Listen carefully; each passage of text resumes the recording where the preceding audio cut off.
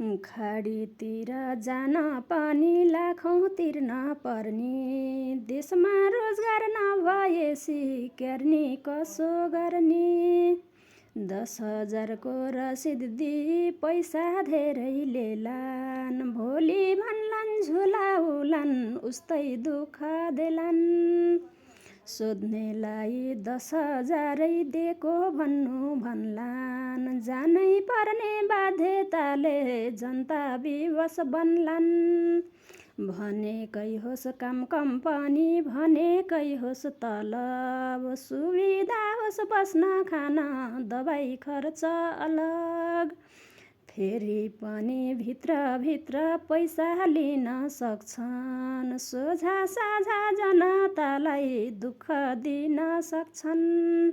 छापा मार्नु consultancy main पावरतिर, थोरै सहज थोरै कम होस् जनताको पिर।